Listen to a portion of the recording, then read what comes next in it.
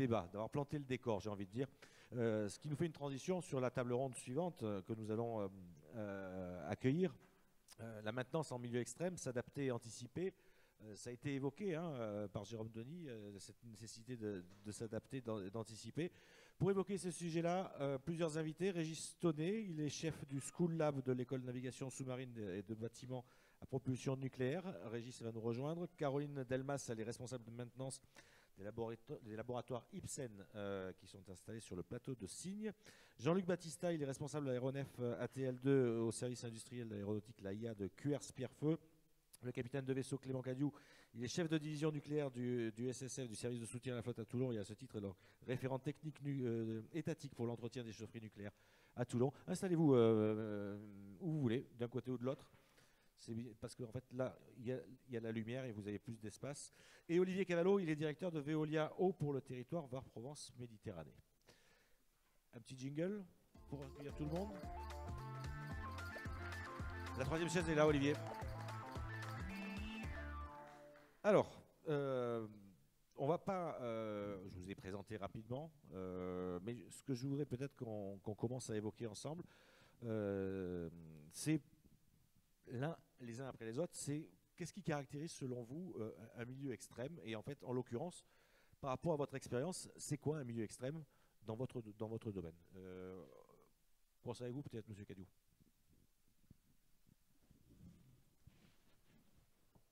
Ça fonctionne? Oui. Alors, un milieu extrême, c'est... moi, je travaille donc dans le nucléaire, dans l'entretien des chaufferies nucléaires qui sont embarquées sur nos sous-marins, sur notre porte-avions. Comme l'a dit mon amiral, sur un porte-avions, on a des chaufferies, une piste d'atterrissage, des radars. Donc ça, déjà, c'est extrême. Mais en fait, la définition que j'en fais pour le domaine qui me concerne, qui est celui du nucléaire, c'est des risques et des contraintes de milieu. C'est-à-dire des contraintes de milieu parce qu'on travaille sur un bateau, on travaille sur l'eau, on travaille dans un milieu restreint, on travaille...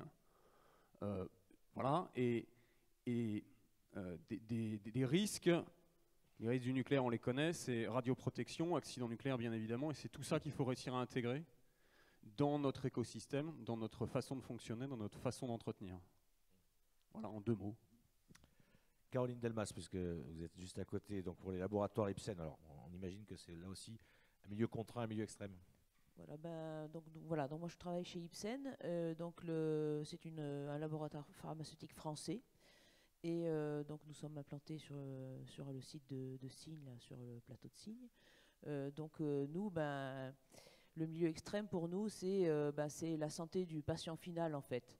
Donc si on entrevoit la maintenance dans un milieu où on a juste l'intention de ne pas dégrader la santé du patient final, donc de l'améliorer, et donc ça nous contraint beaucoup dans notre façon de travailler, bien entendu, pour éviter toute contamination, que ce soit particulière ou microbiologique du produit que nous sommes en train de fabriquer.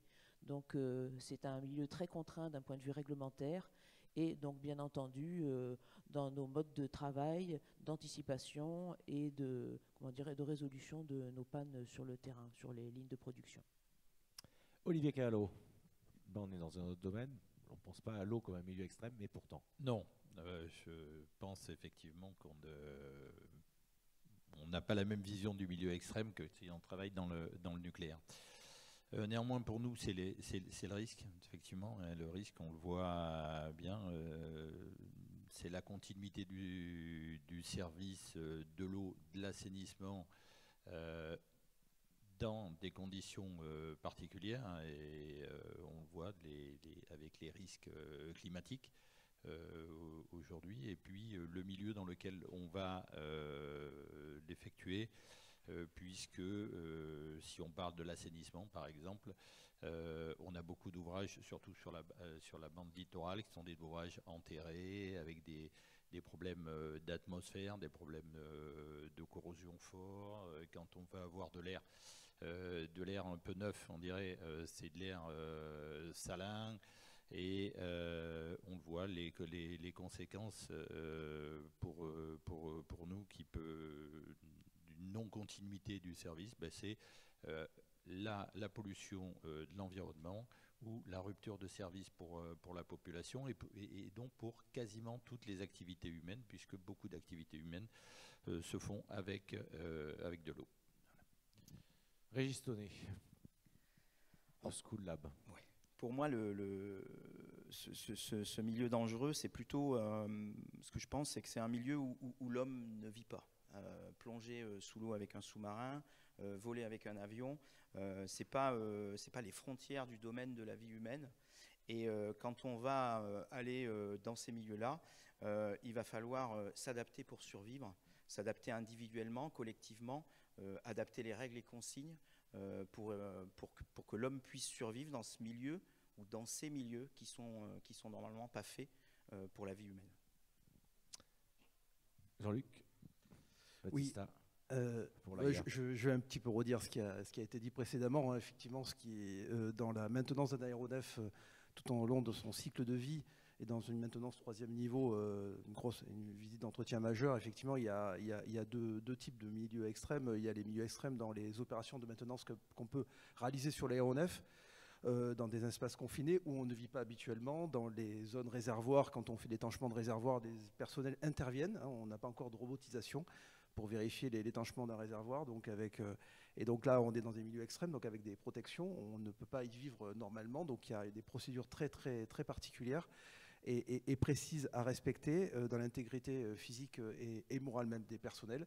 Dans nos zones de test moteur, hein, dans les zones de points fixes, les milieux extrêmes où il faut quand même respecter beaucoup de règles et une coordination, on l'a cité précédemment dans la conférence, la compétence, les procédures, et puis aux sorties d'une visite d'entretien majeur, on a un vol industriel. Donc là, on est dans des milieux extrêmes. Hein.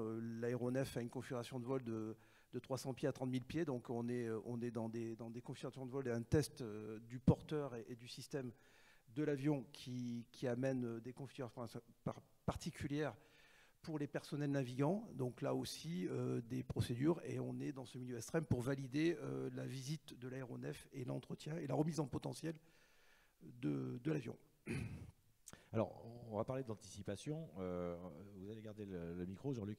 Tout à l'heure, Jérôme Denis disait que là maintenant, ce n'est pas uniquement une checklist qu'il faut appliquer, ce n'est pas que comme ça que ça marche. Pourtant, dans l'aéronautique, ça fonctionne beaucoup comme ça. Comment est-ce qu'avec les checklists, on anticipe tout? Voilà. Est-ce qu'on peut tout anticiper? Jusqu'à quel niveau? Alors, effectivement, on parle de checklists, de procédures, d'application.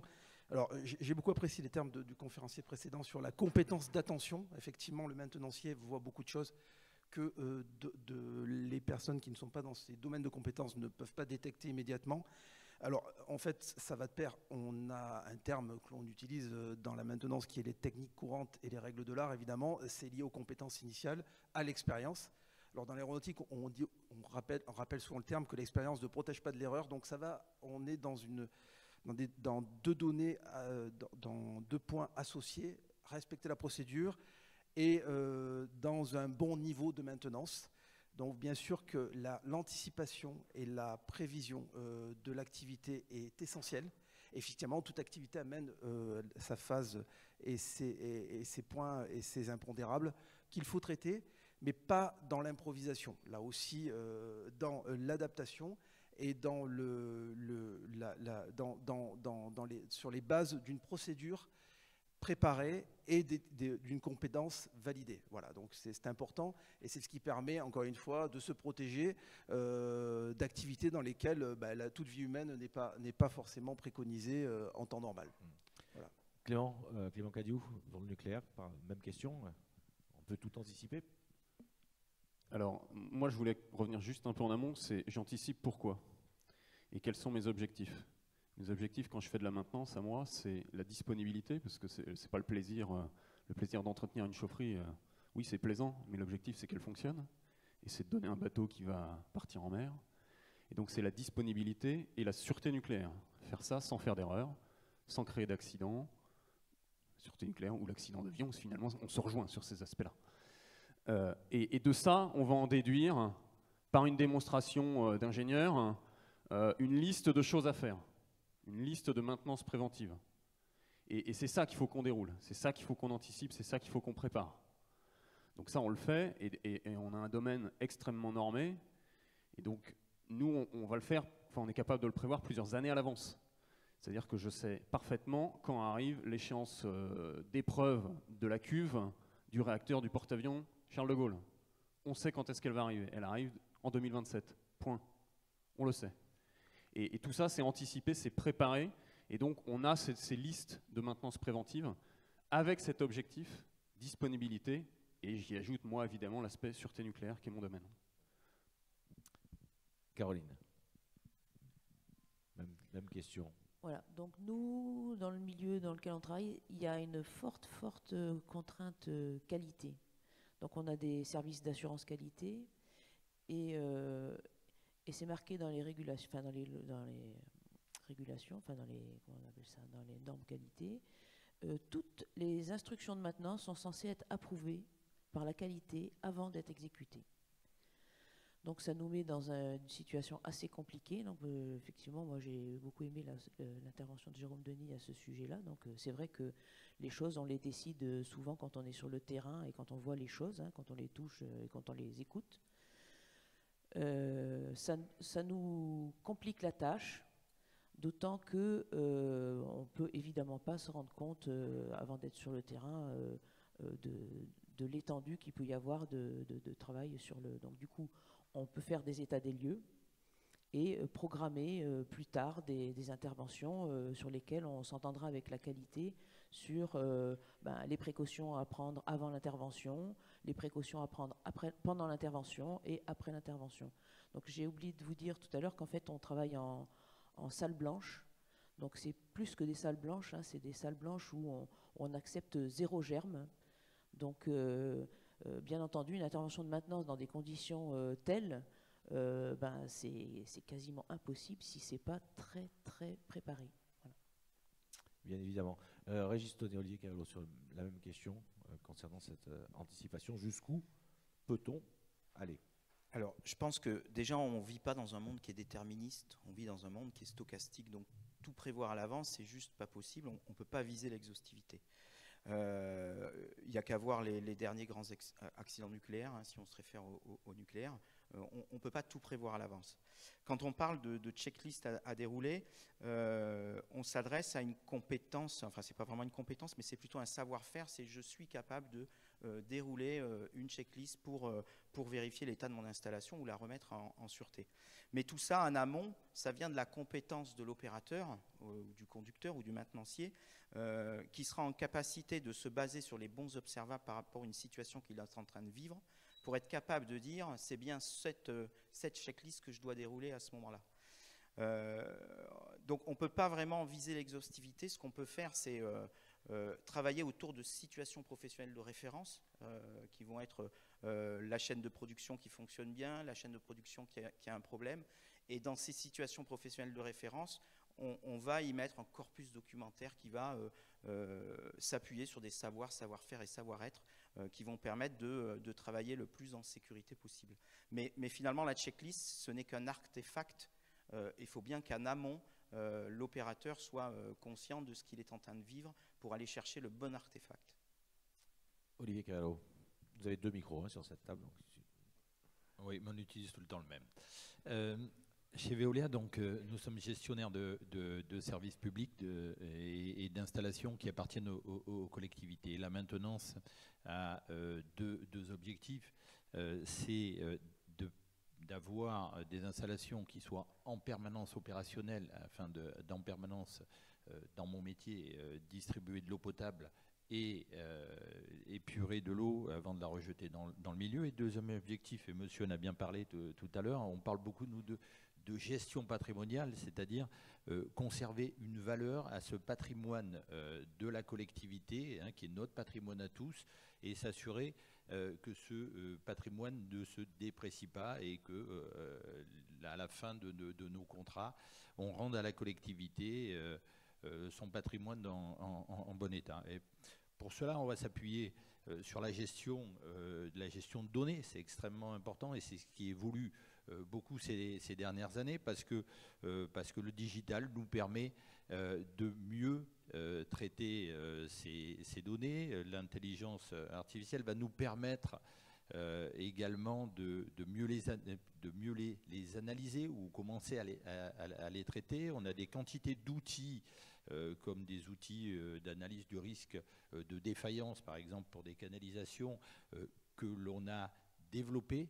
Mais ces outils, c'est rien sans la vision de l'opérateur sur le terrain qui, lui, va devoir bien sûr suivre des gammes de maintenance, mais va devoir surtout savoir s'adapter à l'état au véritable état des installations, faire des choix, des préférences en fonction de la réalité du terrain. C'est pour ça que aujourd'hui, tous nos opérateurs, on leur a mis à disposition des outils qu'ils utilisent avec toute leur intelligence et leur connaissance, puisque chez nous, par chance, quand on a recruté des talents, généralement, ils restent jusqu'à la retraite, et donc on a des personnes qui ont une grande expérience de cette maintenance et de leurs installations.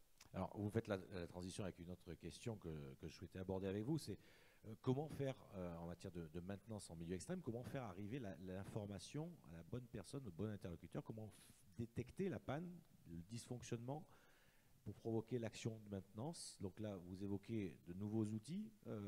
Est-ce que c'est toujours aussi évident que ça? Parce que ça a été évoqué par Jérôme Denis, si on n'a pas l'information, si cette information est noyée dans de multiples informations, on ne peut pas agir. Alors, est-ce que c'est toujours évident? Non, il faut exactement, mais tout à l'heure, l'intervenant précédent l'a bien dit, il faut investir. Il faut investir dans la donnée. On parlait tout à l'heure des réseaux d'eau potable. Effectivement, les réseaux d'eau potable, on travaille avec des plans. Certains réseaux ont été posés il y a 150 ans. Ben, il y a 150 ans, la précision qu'on avait sur les plans font qu'aujourd'hui, quand on essaye de les localiser sur des plans, on peut les localiser sous des immeubles. Bon, dans la réalité, ils ne sont pas sous l'immeuble. Hein, bon, mais on sait aujourd'hui qu'on a des technologies, on a des géoradars, on est capable de positionner les réseaux. Ça demande un investissement dans la connaissance, un investissement ensuite dans la formation des équipes. Il est certain que, alors on parle d'une retraite qui va toujours plus grandissante, mais des personnes qui ont X années d'expérience, ils n'ont pas eu l'habitude de consulter des tablettes numériques comme on voit les étudiants aujourd'hui. Et ils ont donc à la fois besoin de cette information, d'apprendre à l'utiliser, et on a besoin en plus d'innover à tout moment. La performance d'un réseau d'eau potable, hein, c'est notamment sa capacité à ne pas perdre de l'eau. Quand j'ai commencé à travailler dans ce métier il y a 30 ans, je sortais la nuit pour aller regarder des compteurs, fermer des vannes pour essayer de déterminer une fuite. Aujourd'hui, il y a des capteurs qui sont sur les réseaux. Ces capteurs, ils se parlent entre eux et puis finissent le matin par nous envoyer un message pour nous dire attention, vous avez une présomption de fuite au 10 de la rue. C'est une évolution considérable, une facilité sur la maintenance, mais une nécessaire formation et une nécessaire formation et un accompagnement de l'ensemble des équipes pour apprendre à utiliser cette information nouvelle, cette donnée, pour plus de performance et une meilleure maintenance. Clément Cadiou, sur cette information nécessaire pour agir. Alors moi je vais aller au-delà de la donnée là, que vous évoquez, de la façon d'avoir de l'information technique. Moi j'ai l'arme ultime sur un bateau, ça s'appelle un équipage. Et c'est eux qui conduisent et c'est eux qui se sentent propriétaires de leur bateau. Moi quand je faisais visiter les bateaux sur lesquels j'ai navigué à ma famille, je disais on va visiter mon bateau. Et on entretient toujours mieux sa maison que celle de l'autre. Et donc c'est aussi parce qu'on s'approprie nos installations qu'effectivement après on va aller tourner une vanne de nuit pour essayer de comprendre pourquoi ça fuit à droite et pas à gauche. Et effectivement, on a aujourd'hui des outils de remontée d'informations. Mais à mon sens, ce qui va faire remonter le mieux l'information, c'est aussi cet aspect humain, cet aspect conduite, cet aspect connaissance de nos installs. Jean-Luc Battista. Oui. Oui, vous m'entendez? Oui, je reviens sur la notion de mon bateau, parce que ce matin, j'ai cité sur le stand « Mon avion est en baquette ». Alors, c'est l'avion du contribuable, ce n'est pas mon avion, donc c'est un abus de langage. Effectivement, il y a un sentiment d'appartenance qui permet de s'approprier ce qu'on appelle chez nous les machines et les aéronefs, pour pouvoir vraiment comprendre la manière d'entretenir cet aéronef. Sur le partage de l'information, il est essentiel vraiment tout au long d'un processus de maintenance et d'entretien. Alors effectivement, on n'entretient pas un aéronef comme un bateau par hasard. On a un plan d'entretien chez nous aéronef, un plan d'entretien certifié, et on applique exactement ce qui est préconisé par le constructeur en termes d'entretien périodique, en termes de maintenance calendaire ou en heures de vol. Donc on est vraiment cadré dans nos démarches. Et puis il y a aussi de l'expertise et de la réparation associée. Dans toutes ces démarches, jusqu'aux essais en vol, évidemment, il y a les propos qui sont propres, qui sont très, très souvent assimilés à l'activité militaire, unité de temps, de lieu et d'espace. Il est essentiel autour d'un aéronef, quand on l'entretient, de se retrouver autour de l'aéronef. Que ce soit le bureau technique, les bureaux d'études s'il y a de l'expertise complémentaire et des solutions de réparation, et puis les opérateurs essentiellement, l'équipage en réception de l'aéronef, et le partage de l'information se fait à partir d'un référentiel commun, des données communes et comprises et analysées, je reviens encore une fois sur la conférence précédente, dans le tamis de la compétence et de l'expérience. Hein, voilà. Donc c'est un référentiel, c'est des données informatisées, sur papier, dans des procédures qui sont partagées sur des documents partagés et échangés. Donc il est important pour travailler sur une compétence. Évidemment, c'est un travail d'équipe et c'est un travail, on va dire, dans le cadre d'une équipe intégrée.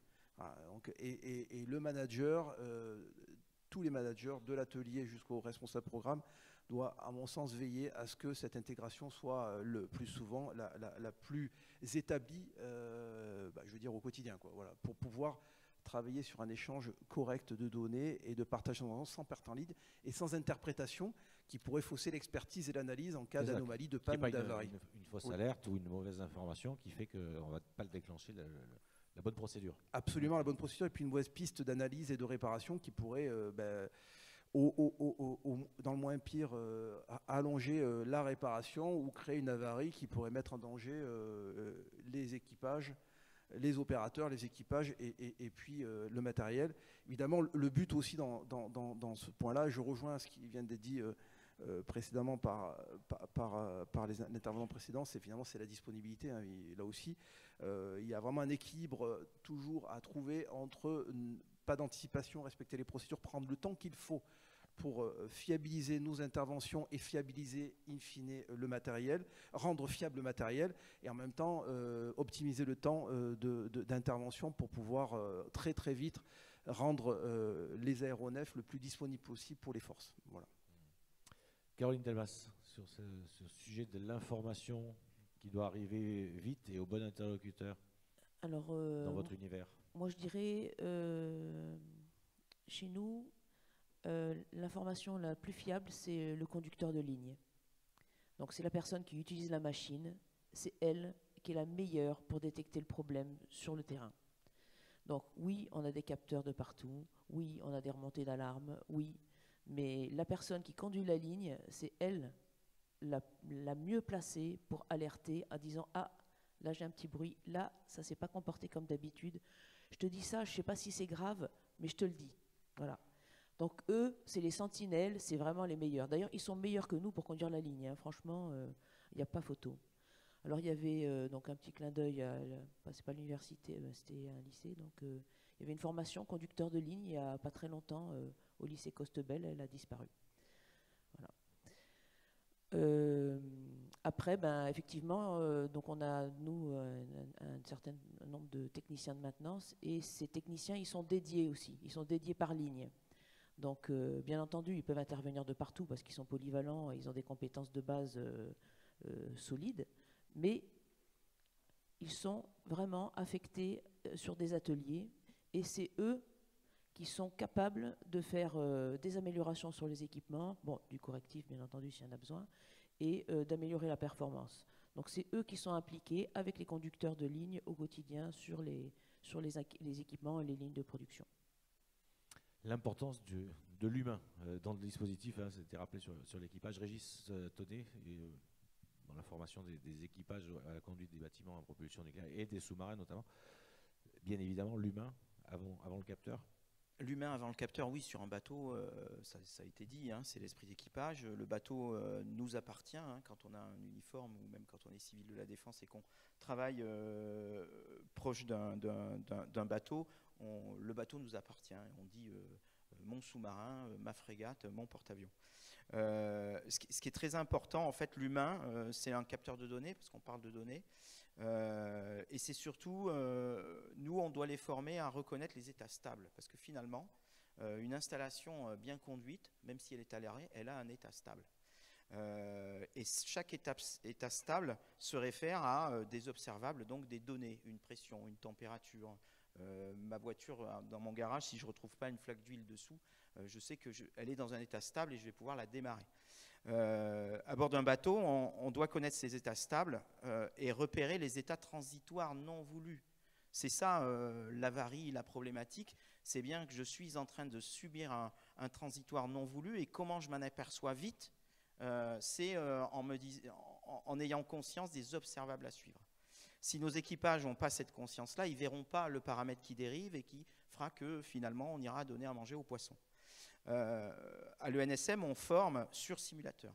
On met les élèves en situation de conduite, en situation de maintenance, pour que les entraîner justement à aller chercher ces bons observables. Et l'humain est tellement important que nos simulateurs sont équipés de caméras, de microphones, etc. pour débriefer. Parce que entraîner, simuler, jouer à quelque chose, si à l'issue il n'y a pas un débriefing pour qu'il y ait des recommandations pour améliorer l'équipage et la conduite, ça ne sert à rien. Parce que la partie fragile dans le système, c'est bien l'humain. Et il ne faut pas oublier que notre cerveau, finalement, ça fait 40 000 ans qu'il n'a pas évolué. Et il a été fait pour monter à des arbres quand on avait des lions qui nous poursuivaient. Et aujourd'hui, il ne faut pas paniquer quand on est aux commandes d'une centrale nucléaire à bord du Charles de Gaulle ou d'un sous-marin, parce qu'il y a un combat à continuer, il y a un bateau à remonter et il y a des vies qui sont en jeu. Donc voilà, la donnée est importante et pour être capable de déterminer à quel moment on rentre dans quelque chose qui va défaillir.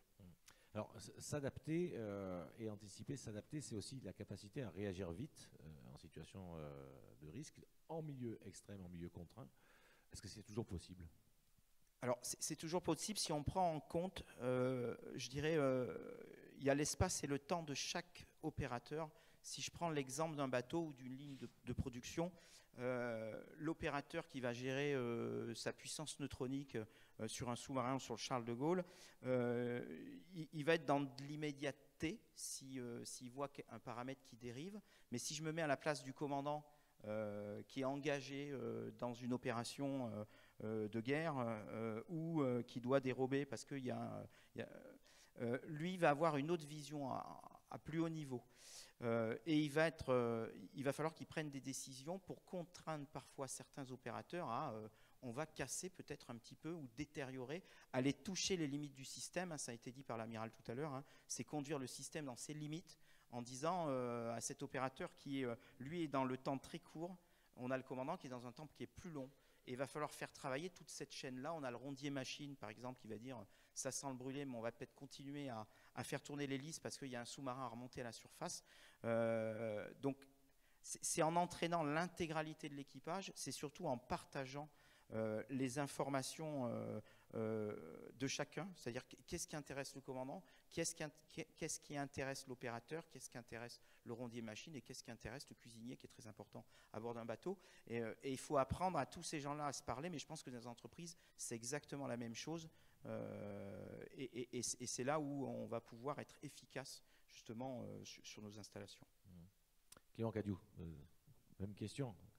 Réagir vite, possible, pas possible, aller au-delà enfin aux limites en tout cas, enfin au-delà des limites. Aller vite, on parle bien de maintenance ici. Hein. Moi, je m'en méfie énormément. C'est-à-dire que moi, je sépare deux choses. Il y a l'aspect conduite, où effectivement, je rejoins ça. Il faut être capable de conduire notre installation. Il faut être capable de la remettre dans un état sûr. Et la conduite ne s'arrête pas quand on fait de la maintenance. On continue à conduire notre chaufferie pour la mettre dans l'état où on veut qu'elle soit pour faire la maintenance.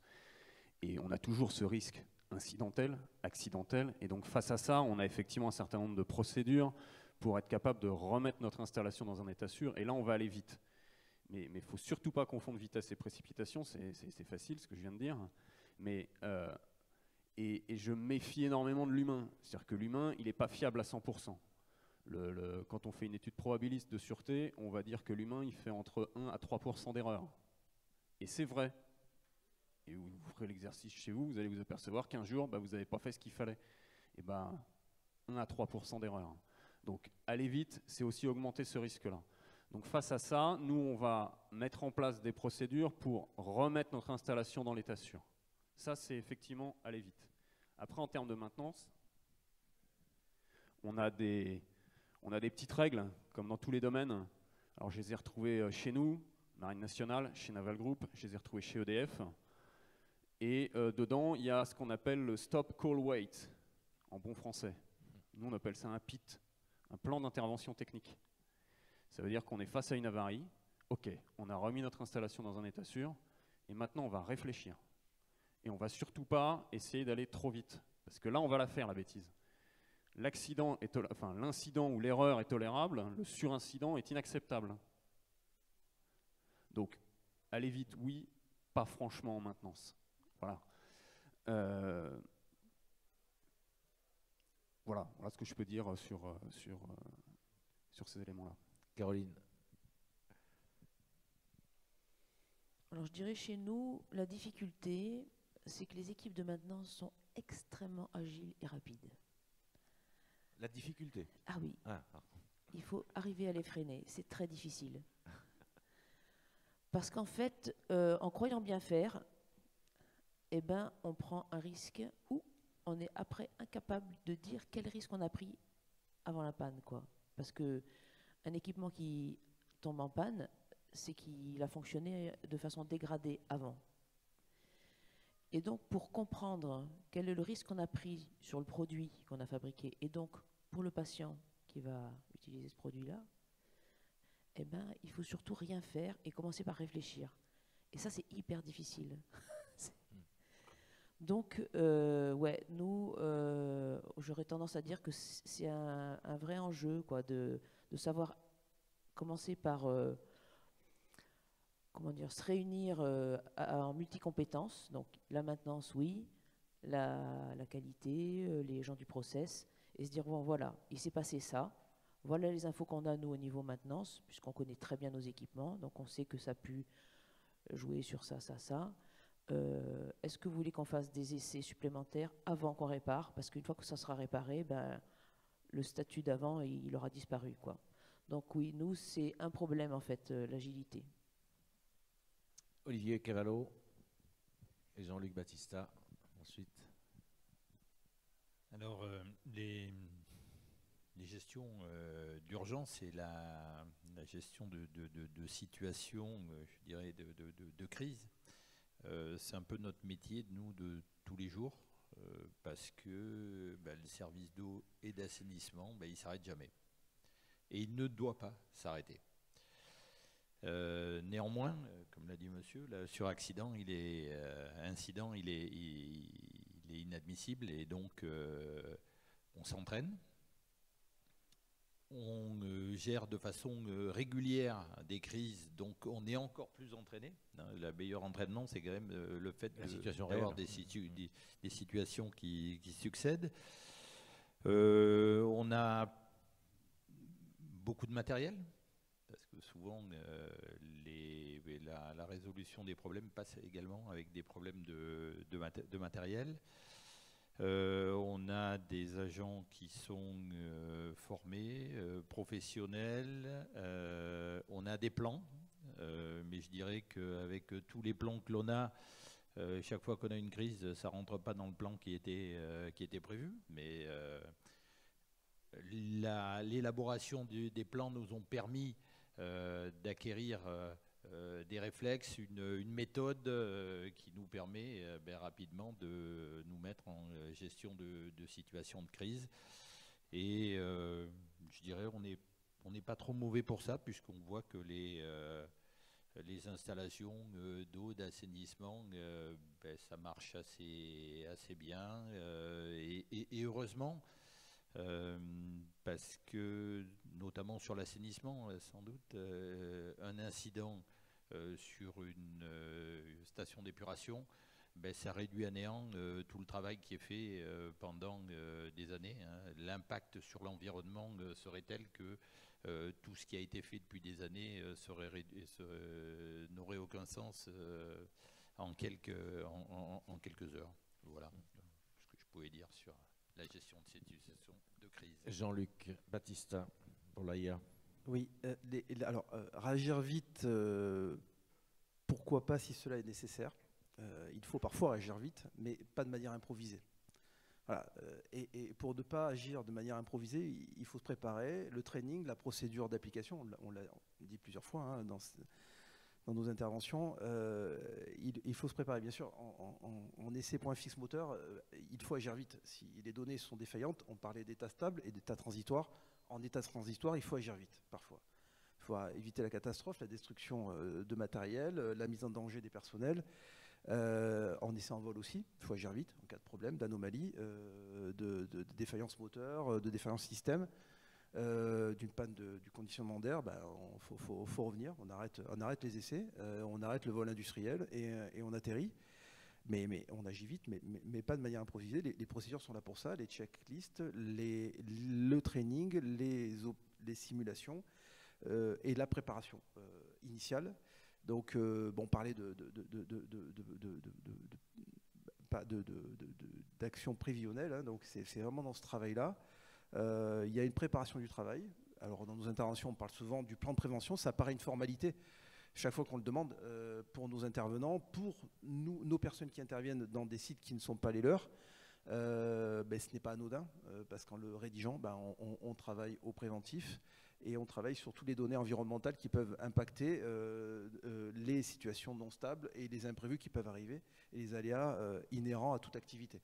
Voilà, donc agir oui, c'est nécessaire dans le souci de préserver les personnes et les biens, mais pas de manière improvisée et absolument pas de manière improvisée. Voilà, si je peux conclure ainsi. Voilà. Alors, toute la notion d'anticipation, de préparation, préparation à agir vite, mais pas de manière improvisée, donc ça veut dire l'entraînement, ce que vous évoquiez, tout ça génère du volume de travail, des coûts aussi derrière. Comment c'est appréhendé dans la chaîne globale de la maintenance? Il y a la partie de la pièce qu'on va changer très basiquement, et puis toute la partie finalement accompagnement des équipes et leur capacité à intervenir dans ces contexte extrême et potentiellement d'urgence. Quel est, en termes de coût, peut-être, est-ce qu'il y a, en fonction du milieu, un coût plus élevé? Dans l'aéronautique, on peut bien l'imaginer, comme dans le nucléaire, peut-être.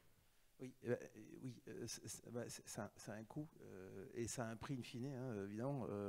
La maintenance est loin d'être à un coût négligeable parce qu'il y a une grosse préparation et un niveau de compétence nécessaire à la réalisation des tâches, que les opérations de maintenance, surtout en visite d'entretien majeur, pour gagner du potentiel, le coût de la maintenance est important sur les procédures, sur les matériels utilisés, sur les capacités, sur le maintien d'une capacité d'expertise. On va parler de nos bureaux d'études, donc c'est aussi de la compétence à entretenir dans la formation initiale et la formation continue des personnels à travers les nouvelles technologies, nos capacités d'expertise que l'on doit accroître de manière assistée, nos contrôles non destructifs, nos appareils, moyens de détection et d'identification des anomalies engendrent des investissements importants. Donc le respect de la réglementation aussi est important dans l'intérêt de la préservation des personnes et des biens. Donc oui, tout ça génère des coûts importants qui se situent vraiment en amont dans l'investissement.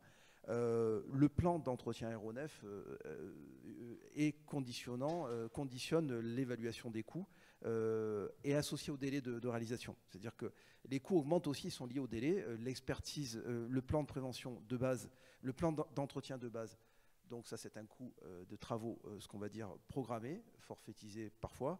Et puis il y a des travaux non prévus, non programmés, et ces travaux non programmés nécessitent des coûts supplémentaires. Mais in fine, ça doit permettre de contribuer à une meilleure disponibilité du matériel, d'une fiabilisation et d'une utilisation des aéronefs, pour parler des aéronefs, comme on parle aussi du matériel des navires ou des sous-marins, qui permet une disponibilité opérationnelle la plus fiable possible, pour être utilisé dans les limites qui viennent d'être évoquées, parfois dans des limites extrêmes en opération et en utilisation et en opération de projection et dans tous les types de missions nécessaires. Régis Tonnet. Le coût, il est juste énorme. Alors, je ne pourrais pas le chiffrer, bien évidemment. Mais quand, par exemple, pour faire naviguer un bateau comme le Charles de Gaulle ou des sous-marins, il faut construire une école. Ça fait 100 ans qu'il y a l'école de navigation sous-marine, parce qu'ils ont rapidement, nos aînés, identifié que c'était un milieu extrême et dangereux, parce qu'ils ne sont pas tous revenus, malheureusement. On voit que l'histoire, chez nous, l'histoire des sous-marins, l'histoire de l'aviation, l'histoire des bateaux de surface, mais aussi l'histoire de l'industrie à travers des grands accidents, ce sont des histoires qui se sont écrites dans les larmes et dans le sang. C'est le retour d'expérience, hein, forcément, et ça a un coût énorme quand on veut entraîner pas seulement un équipage mais toute une chaîne de prise de décision en cas d'accident nucléaire, par exemple. C'est parfois jusqu'à la préfecture, parfois ce sont des exercices nationaux qui sont organisés depuis la base navale de Toulon. Ça a un coût parce que quand on fait évacuer un lycée pour voir ce qui va se passer, quand on fait travailler un préfet, quand on neutralise un bateau des jours avant, parce que ce sont des choses qui se préparent, ces entraînements-là, cette formation-là, elle a un coût. Mais ce coût, il faut le mettre en regard de ce qui est socialement acceptable. Voilà. Est-ce qu'aujourd'hui, c'est socialement acceptable de perdre un sous-marin ? Est-ce qu'aujourd'hui, c'est socialement acceptable d'avoir des médicaments pour des gens malades qui ne sont pas fiables ? On voit bien que non. Donc, effectivement, ce coût, il est mis aussi en regard de ce qui est socialement acceptable dans notre monde d'aujourd'hui. D'ailleurs, peut-être est-il préférable de parler d'investissement que de coût. Olivier Cavallo. Oui, tout à fait, c'est un coût très, très élevé. Nous, qu'on compare à la valeur du patrimoine dans nos installations que les collectivités nous mettent à disposition. Et donc, l'important avant le coût, c'est de regarder quelle sera cette valeur patrimoniale nous à la fin de nos contrats. Et c'est plutôt cet équilibre-là que l'on fait. Mais sur le coût, je dirais qu'on s'est beaucoup attaché au coût de l'opération de la maintenance. On s'intéresse aujourd'hui encore plus au coût environnemental, à l'impact, et notamment quand on va gérer du renouvellement d'installations, de la modernisation d'installations. On va regarder beaucoup les OPEX, hein, regarder la consommation électrique d'une nouvelle pompe, d'un nouveau moteur, on va se préoccuper plus qu'il y a quelques années de la durabilité de l'équipement. On est passé par une phase où le coût de l'équipement avait été un des critères principaux. On avait des équipements qui étaient plutôt, je dirais, jetables. Aujourd'hui, on se préoccupe de la durabilité, de la réparabilité de l'équipement, plutôt que d'en avoir 2 ou 3 en caisse qui sont prêts à remplacer un équipement qui deviendrait défaillant, quoi. Cette notion de durabilité me paraît aussi extrêmement importante dans la gestion de la maintenance aujourd'hui. Clément Cadiou. Moi, j'aime bien dire la sûreté nucléaire n'a pas de prix, elle a un coût. Et moi, je suis dans la marine, je suis un étatique, je suis là pour faire naviguer des bateaux. Comme on disait mon amiral, je ne suis pas là pour faire du bénéfice. Donc finalement, oui, ça a un coût, et je vais rejoindre ce qui s'est dit par là, mais c'est un coût qu'on connaît à l'avance, c'est-à-dire que c'est un programme d'investissement sur 30 ans. Ça, voilà. Et comment ça s'anticipe ce coût? Ça s'anticipe par la maîtrise du retour d'expérience, pour définir ce que l'on doit faire, ce que l'on a l'habitude de faire pour éviter qu'une panne ne réapparaisse. Ça se prépare avec une disponibilité de rechange, avoir ça, donc ça a un coût, oui, ok. Mais c'est le coût de notre sûreté nucléaire, c'est avoir les rechanges pour être sûr qu'à tout moment, on est capable de remettre en état sûr, toujours pareil, mon installation. Et ça s'anticipe aussi par la continuité de la compétence, cette sûreté nucléaire. C'est-à-dire que je me dois d'avoir des personnes qui savent faire, qui savent conduire, qui savent entretenir. Et bien oui, ça a un coût. Mais ça a un coût, comme je disais, c'est un outil qu'on construit en 30 ans. Et puis, l'aléa, je pense que finalement, c'est assez noyé. C'est-à-dire qu'il y a un effet de masse. C'est-à-dire qu'un jour, vous avez une panne sur la pompe primaire. Le lendemain, ça sera sur une pompe d'injection de sécurité. Et puis 3 jours plus tard, ça sera sur un radar. Et finalement, il n'y a pas un pic lié à un surcoût d'une panne. Voilà. Donc il y a un coût global. Et si j'osais, je dirais que pour réduire les coûts, il faut faire bon du premier coup. Caroline. Alors, en milieu industriel, on est challengé sur les coûts. Hein. On ne va pas se le cacher. Donc, moi, on me demande de faire des savings, on appelle ça, hein, chaque année, un petit peu plus. Et au final, c'est vrai que si je dépense un petit peu plus que mon budget, j'ai jamais personne qui est venu me faire des histoires. Hein.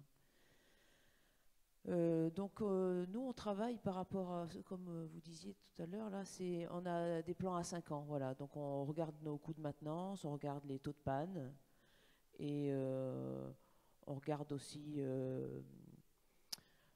les événements non prévus sur l'équipement qui nous ont coûté du produit, hein, du médicament qu'on n'a pas vendu parce qu'on l'a mis à la poubelle par exemple. Donc on regarde l'âge aussi, tout ça, et donc on a des plans de réinvestissement, quoi. C'est-à-dire que si jamais il faut remplacer un équipement, voilà, il y a toutes ces données de maintenance et de coûts qui vont rentrer en jeu, et on va dire cet équipement-là, il est au bout de sa vie, il faut en acheter un autre, quoi. Voilà. Donc voilà, on travaille sur des plans à 5 ans, et les données de maintenance et les coûts de maintenance, la fiabilité des équipements rentrent dans cette grosse matrice là qu'on a créée en fait, et nous aide à prendre des décisions au bon moment. Voilà. Alors une dernière question, et puis après on va vous passer la parole, hein, on va faire circuler un micro. On a la chance d'avoir 5 jeunes étudiants qui vont nous aider tout au long de cette journée et qui vous feront passer le micro. Dernière question sur la maintenance en milieu extrême, c'est aussi le risque potentiel d'exposer le personnel qui va intervenir sur ces actions de maintenance. Comment vous l'anticipez, comment vous l'abordez, comment vous les préparez? Là, on ne parle pas que des procédures à appliquer, c'est comment on protège finalement les gens qui vont intervenir en milieu extrême en maintenance. Qui veut répondre à cette question en premier, Clément?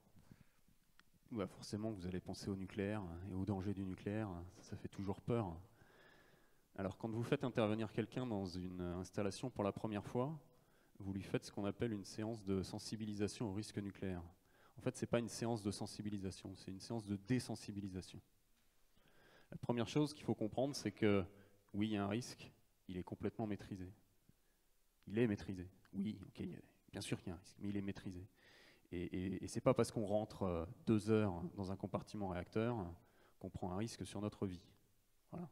Ça, c'est la première étape pour faire comprendre au personnel dans quoi il va intervenir. Et effectivement, nous, on a évidemment un risque radioprotection, un risque irradiation, un risque contamination. Donc on applique des principes de radioprotection, temps, écran, distance, principe de base. On ne reste pas trop longtemps dans un endroit où ça crache. On met un écran de protection plombé et on s'éloigne. Voilà, c'est des principes de base. Et ça, c'est ce qu'on apprend tout petit quand on travaille dans ce milieu-là. Et puis, une chaufferie, finalement, c'est un objet industriel comme un autre. Donc, en termes de SST classique, on a les mêmes risques qu'ailleurs. Donc, on a les mêmes risques qu'ailleurs, que dans tout milieu industriel, sur lequel on rajoute cette surcouche du risque radioprotection, contamination et radiation.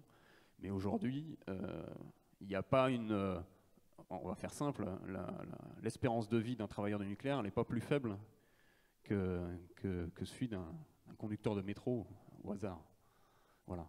Donc oui, on met des parades, oui, on met des protections, oui, on applique des règles, des façons de faire. Enfin, il est passé le temps du liquidateur de Tchernobyl. Oui. Voilà. Les choses ont effectivement un Il y a petit peu changé. Fukushima, il n'y a pas eu un mort lié à l'accident lui-même. Évidemment, il y a eu tout ce qui s'est passé autour, mais lié à la partie nucléaire, il n'y a pas eu un mort. Et ben, on a mis en place les moyens, téléopérés, robotisation, distance, temps, procédure, pour se protéger de ces risques. Caroline. Nous, on travaille des produits hautement actifs.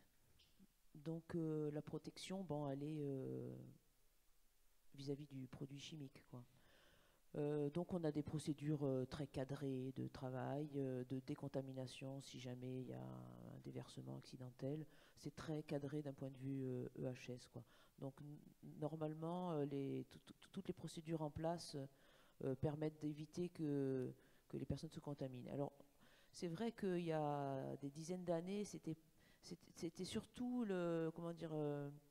l'absence de contamination du produit qui prévalait. Et au fur et à mesure où la sensibilité au risque de contamination aux produits chimiques s'est développée, on a mis en place en fait des cascades de pression inversées pour éviter que le principe actif il aille se promener dans les couloirs, voilà, des choses comme ça, et donc contaminer le personnel. Hein. Et donc en fait c'est très très travaillé ça, hein, la contamination aux produits chimiques. Il y a des parades, hein, donc du coup on travaille avec des systèmes d'adduction d'air, donc on sait que les personnes ne peuvent pas respirer le produit chimique, ou des systèmes de ventilation assistée avec des filtres. Donc non, avec des systèmes de décontamination des combinaisons. Enfin, donc voilà, donc c'est très très cadré. Olivier Cavallo, on n'en parle pas de tourner en robinet, hein, il n'y a pas de risque majeur. Alors il n'y a pas de risque majeur sur le robinet. Sur les Par stations, contre, par exemple, intervenir sur l'assainissement, oui, il y a des risques avec l'H2S. C'est sans doute le plus gros risque qu'on a dans notre métier, parce qu'il fait en France des morts chaque année. Et du coup, qu'est-ce qu'on a? On a des procédures, des formations, des équipements, et on forme. Pour être sûr d'éviter ces risques. On a tous les équipements qui nous permettent d'intervenir dans des atmosphères dangereuses en sécurité. Il faut former et s'assurer que les équipes, de façon systématique, elles ne prennent aucun risque avec des interventions en milieu CATEC. On a également des risques chimiques, là aussi, c'est pareil, on forme, on informe, on forme surtout les personnes qui arrivent dans l'entreprise, les intérimaires. Nos plus gros risques sont sur les nouveaux employés et les intérimaires. Quand on a des procédures, des équipements, et qu'on est conscient du risque, on sait le gérer. Régis Tonnet. J'aime bien justement le mot conscient du risque. Je pense que pour se prémunir d'un risque, il faut qu'il soit conscientisé. Si on ne sait pas que quand on a trop bu, on est dangereux en voiture, on sera dangereux tout le temps. Et c'est ça, les actions de formation, on les connaît. Les moyens de protection collectifs ou individuels, on sait faire. Toutes les procédures pour sortir, revenir à un état stable, on l'a vu à Fukushima, hein, appuyer sur le Rex de ce qui s'est passé avant, pas de mort au niveau nucléaire, parce que tout ça, on l'a. Mais je pense que la première brique, le premier risque de défaillance, c'est l'être humain. Si on n'arrive pas à mettre dans la tête des gens qui vont travailler sur le sous-marin, sur le bateau, dans une ligne de production, quel est le risque ou quels sont les risques, s'ils ne conscientisent pas ça, ils ne suivront pas les procédures. On a un sociologue dans la salle, je ne sais pas où il est, mais je pense qu'il maîtrise mieux le sujet que moi. Mais à partir du moment où on n'a pas cette conscience du risque, et ben c'est là où on va volontairement, on verra des opérateurs qui volontairement n'appliqueront pas les bonnes procédures. Jean-Luc Baptistin. Oui, effectivement, le risque le plus important, c'est celui qu'on n'a pas identifié. Donc ça, c'est évident parce que, donc effectivement, travailler à la formation, procédure, équipement, c'est les 3 piliers du travail auprès des personnels. Effectivement, l'adaptation, comment dire, on doit vraiment préparer les personnels et éviter le fantasme et vraiment des peurs irrationnelles et finalement qui peuvent s'avérer difficilement gérables. On travaille sur des opérations de désamiantage sur nos aéronefs, on a des protections, des procédures, des contraintes HSCT qui sont préparées, travaillées, des protections attachées, des zones dédiées, voilà, avec des environnements contrôlés à pression inversée. Voilà, donc on est des zones de décontamination, on va du masque FFP2 au scaphandre complet avec de la combinaison. Donc tout ça se prépare, se travaille, et effectivement, dès que la formation se met en œuvre, bah, le fantasme tombe et on arrive à l'identification et effectivement à travailler sur une gestion beaucoup plus rationnelle. Donc toujours, à mon sens, travailler ces trois éléments, procédure, formation, équipement, permet de s'inscrire dans une démarche rationnelle et finalement d'établir des opérations les plus adaptées et nécessaires aux besoins. Voilà. Est-ce que vous avez des questions à poser à notre panel? On a une question juste là, on va vous faire passer le micro. Merci. Merci à tous. D'abord, quel bonheur d'entendre dans cette enceinte un langage normalisé. Donc on ne fait pas de prédiction, on est bien d'accord. Et c'est un vrai bonheur. J'avais une question un peu globale. Alors, un petit commentaire, parce qu'on a parlé de maintenance et de réseau d'eau. Alors, je ne sais pas si vous le savez, mais Sextus Julius Frontinus, qui avait en charge les 500 km des aqueducs de Rome, a été le premier ingénieur en maintenance, puisque c'est lui qui a mis en place les actions de maintenance préventive, la rationalisation des pièces de rechange, la rédaction de procédures. C'est assez curieux. Donc ma question s'adresse un peu à tous. Quelle est votre approche par rapport à l'intégration de la maintenance à la conception? Pourquoi je dis ça? Parce que très souvent, en termes de santé-sécurité, on se retrouve avec des accidents parce qu'il n'y a pas de mode maintenance. Or, parfois, en maintenance, on a besoin d'énergie pour faire son diagnostic. Quelle est votre approche sur cet aspect de l'intégration de la maintenance à la conception? Alors, qui souhaite répondre à cette question qui est très simple, mais on le remercie.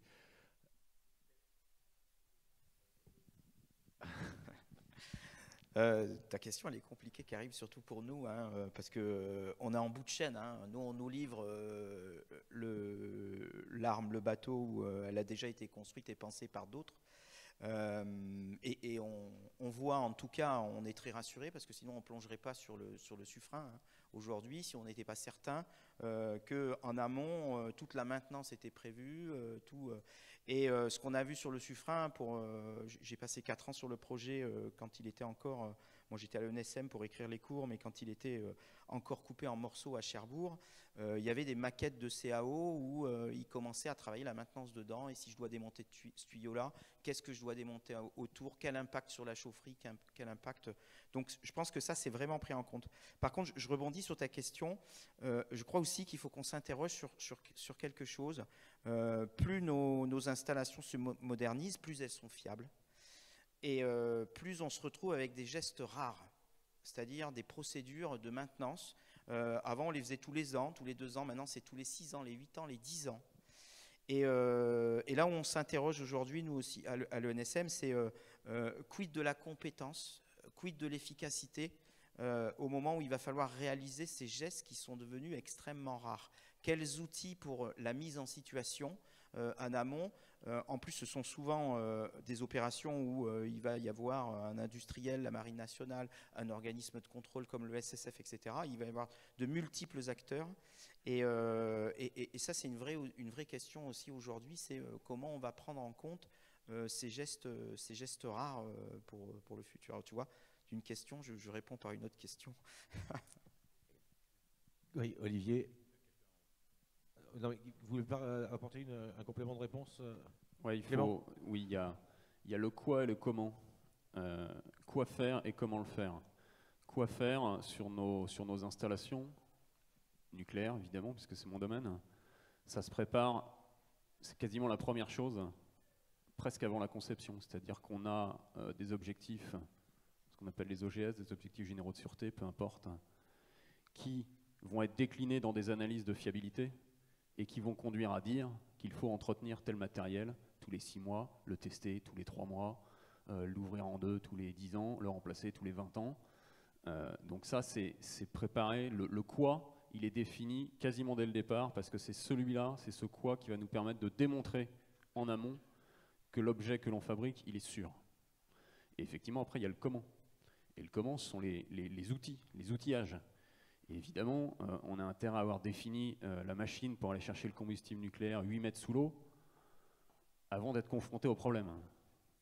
Et donc ça, c'est défini en amont. Mais comme dans toute industrie, c'est pas parce qu'elle est pointue que tout est parfait du premier coup. Et la première fois où on met en œuvre un outillage, eh ben, y a une chaîne de code qui est pas bonne, et puis ça passe pas, et puis ben, on reprend. Voilà. Donc on a défini le quoi très en amont, parce qu'on est obligé de le faire, et le comment, eh ben, on le fait comme dans toute industrie, et évidemment on va un peu subir de temps en temps, mais une fois que c'est rodé, c'est rodé.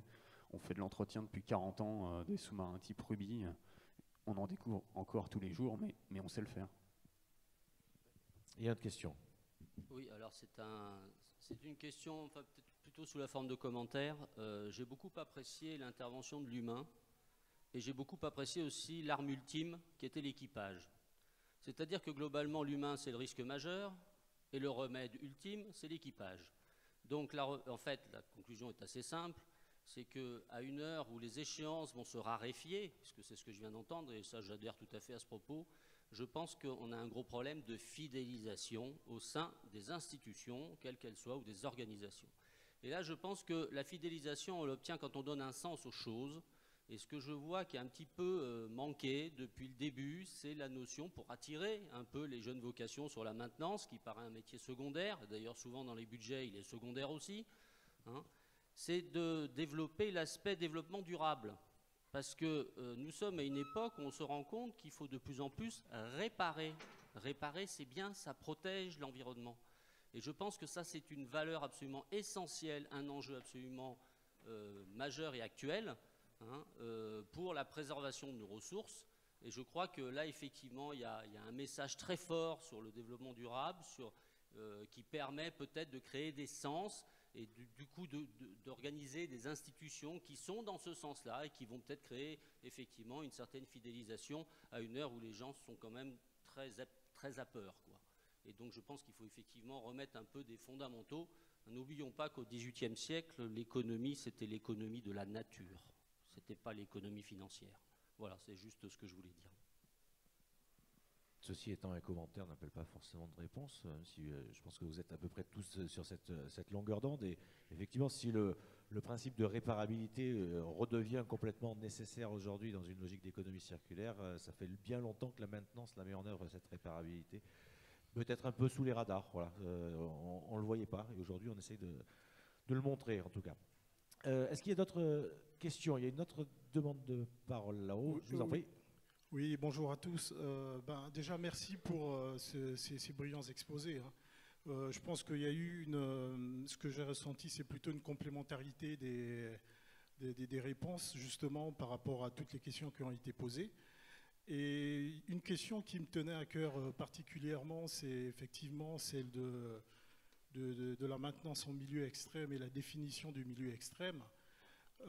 Pour nous, aujourd'hui, moi je suis chez Veolia, hein, donc collègue d'Olivier, plutôt dans les incinérateurs. La notion d'extrême doit prendre en compte la notion de sécurité. Donc à partir du moment où il y a une exposition à un accident mortel, l'opération devient extrême pour moi. Après, il y a effectivement une différence en fonction des domaines, ce qui va faire que les checklists justement de prévention vont varier en fonction justement de l'exposition du risque. Et ça m'emmène à la notion justement d'adaptabilité, et ça c'est plutôt une question.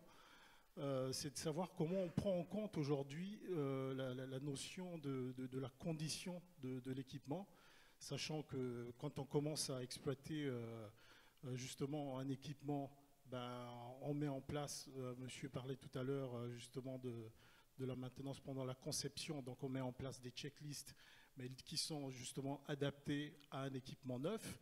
Et après, notre équipement vit, on se retrouve 20 ans après, on n'est plus exactement dans les mêmes conditions.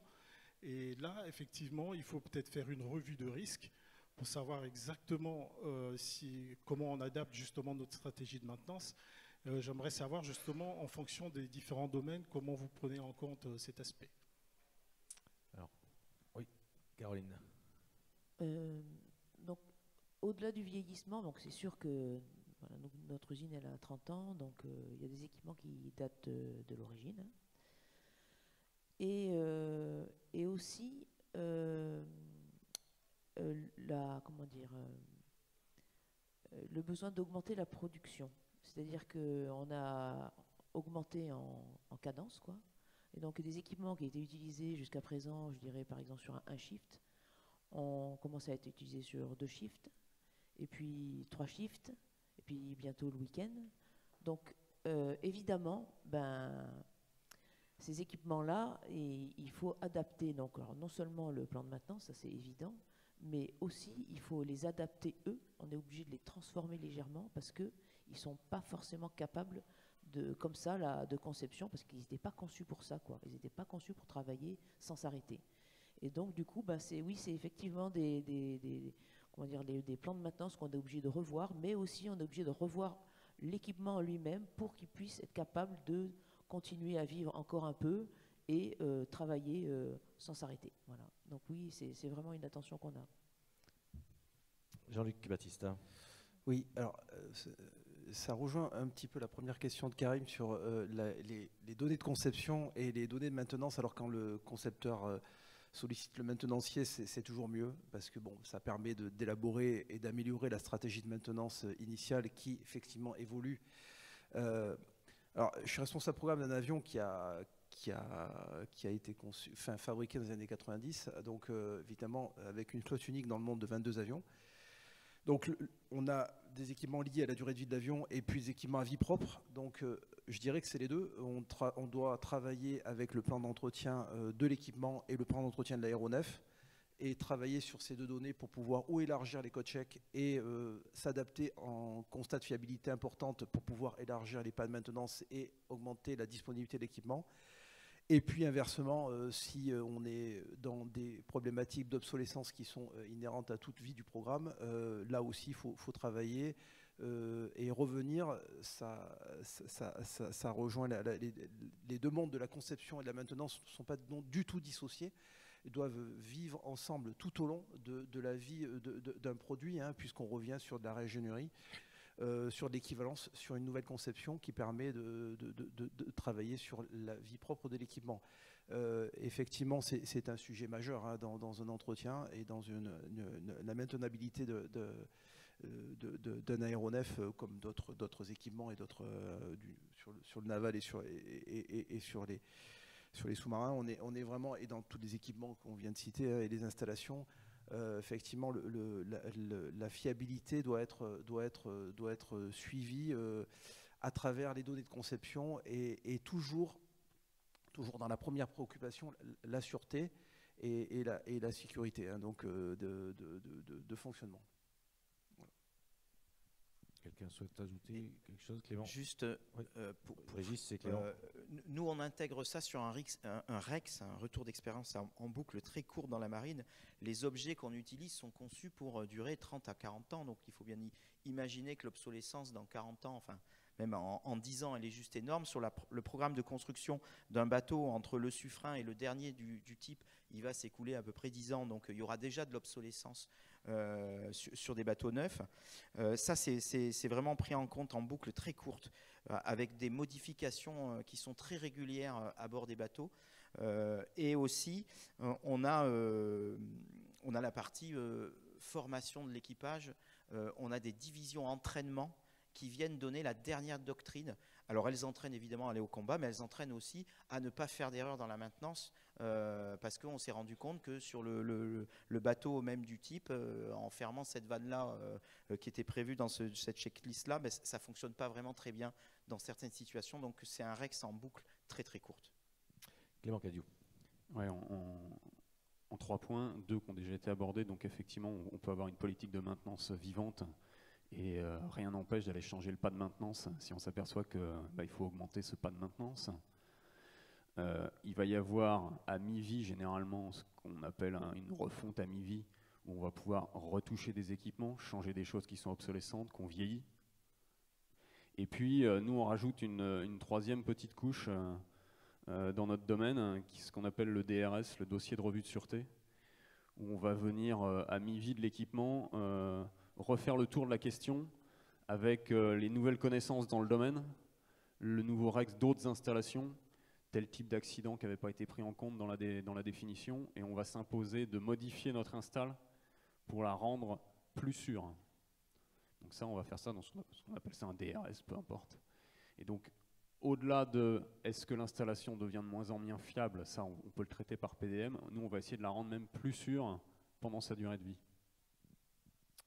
Merci beaucoup, madame, messieurs, d'avoir partagé vos analyses, vos points de vue et votre expérience finalement. On peut les applaudir. On se retrouve dans une demi-heure pour le premier retour d'expérience de ce 2MF 2e édition. On va parler de documentation. On se retrouve dans la salle et en direct sur YouTube. À tout à l'heure.